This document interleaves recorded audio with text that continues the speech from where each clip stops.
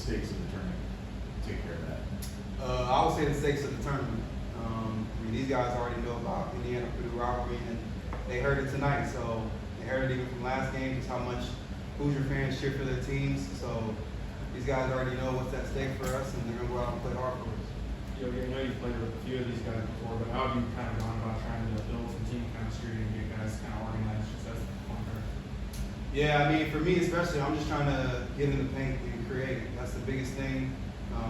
I know guys are going to be in the right spots, but I got to get in the lane and create. And we got a great group of guys that love to share the ball, and they feel confident in themselves. So it's actually been pretty easy to create chemistry with these guys. You haven't played with Jordan for like 11 years, I guess. And what is that like to kind of all of a sudden reunite and be on the court with him even? Yeah, we actually didn't get on the court together, but My bad. but yeah, I got Jordy a lot of threes in those corners, man. So maybe we can get him one coming next game. I guess defensively, opponents scored like 24 less than Friday night. What do you guys think was sort of the key to being better in that tonight? I would say just a lot. I think we were talking a lot more tonight.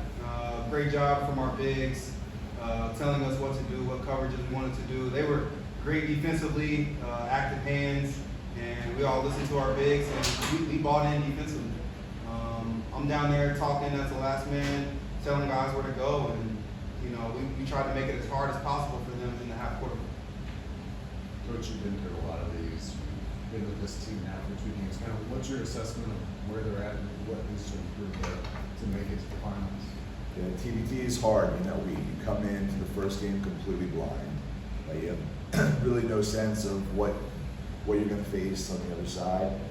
And we got through that game, sort of, survived some tough runs and that kind of thing. And we talked about it after the game. The key to the tournament is to stack, the learning moments, one on top of the next. We did some good things today, much better than we did in the first game, especially on the defensive end. And we'll stack that onto what we were already doing well and go into game 3. This team is as talented as any team we've coached in the TBT. We've had some great runs in the TBT. There's no reason why this team, if we continue to stack like that, there's no reason why we can't end up in Philadelphia playing in the Final Four. You mentioned the crowd, and you're always going to get a good pro IU crowd here. Did it feel different tonight with a pro Purdue crowd there across the gym, kind of back to it? No, I say we showed our pride a little more than they did, which as is expected.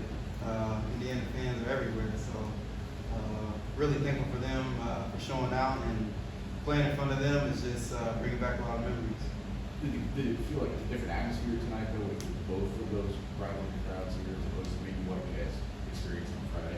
I would say so a little bit. Yeah, I mean, just the crowd cheering for the other team and trying to get them riled up. So, we know how important this rivalry is, so it was just fun at the end of the day. Yogi, how has it felt for you just wearing the IU colors? You guys got to go back to Bloomington and train for a little bit. What's that been like for you? Man, it's been pretty fun. Just talking with Jordy and CWA just about memories and stuff, and even putting on the candy stripes, man. I got chills from that first game, and if I could do it all over again, I would. What does Miller bring to this team coming straight over from the NBA Summer League? Miller got off a flight 10 minutes ago. He took a red eye. He was supposed to go red eye. That was supposed to land at 10 o'clock this morning. It was delayed twice. He's got, and I really honestly didn't plan on suiting him up tonight. I thought we'd have to wait until game 3. So when we got there, he showed up here during the Butler game, and I was sitting up, scouting the game, and he came by me and said, "I'm ready to go." So we caught him up real quick on some of the actions that we've been working on, and we sat up there with a whiteboard. Miller's a very, very smart kid. He absorbed it immediately, and I felt comfortable putting him in the game. He played very well considering the circumstance. How's Joanna doing it? Yeah, he bruised. It looks like a bruise on his tricep. His shooting arm, his right arm. He shot 2 free throws left-handed, and barely hit the rim. I didn't know he got hurt until after he took those free throws.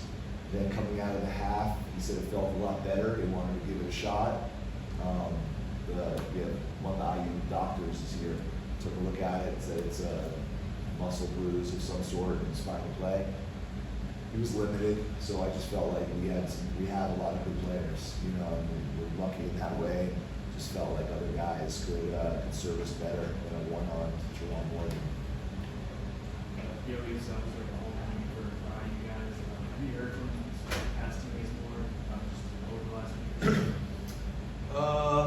Not so necessarily. I think we probably will when we get to Philly, so we gotta make sure we get there. There's been a bunch of guys though that have reached out were at the game on Friday, looking for tickets. Guys he played with, Jawan's group, and a bunch of the current IU guys keep showing up and want to be around. We've been practicing at Cook Hall in Bloomington, and their team, you know, IU's team is currently practicing too. We get to see those guys a lot, and it's been that's for me anyway. That's made it a lot of fun. It really, you know, you could get a first-hand look at the IU basketball family sort of all together, several generations of guys. We're kind of on over that. Obviously, you're a little bit removed from IU space, but just now you're in it. How's that been? Been in it for 10 minutes. If you're ready to adopt me, I'm ready to be adopted. Yeah, no, look, I was here in Bloomington a lot when Yogi was playing here. I was Will Sheedy's high school coach. I came here on Will's visit with him and probably attended 30 or 40 games. Having talked about this with Yogi, my first game, my first game of Will's sophomore year, which was Yogi's first year, I sat next to his dad at the game, and that was cool. That was great. And I've been an IU fan since. And you know, when this opportunity came up to coach an IU team, even though I'm not an alum, you know, I feel like I've been part of the IU from a distance, part of the IU basketball family for a long time. I've always been you know, welcomed by the various coaching staffs and everything else. So it's been awesome. I mean, it's crazy to me that, you know, you walk down the street at Bloomington and guys that played 10, 12 years ago, you know, can't walk down the street without signing 50 autographs, and everyone wants to take pictures with them. I've been to a lot of college basketball towns, big college basketball towns, and I'm not sure I've ever seen anything quite like Bloomington. It's really that great. Let's do one last question. Yogi, if you make it to Philly, I believe your college career ended in Philly. It did. I think you're right. Chance for redemption there, right? Yeah, gotta get a redemption, man, and try to get $1 million, man. It'll be fun. We gotta get there, take it a game at a time. We'll watch film, we'll get better. We'll be a lot better next game.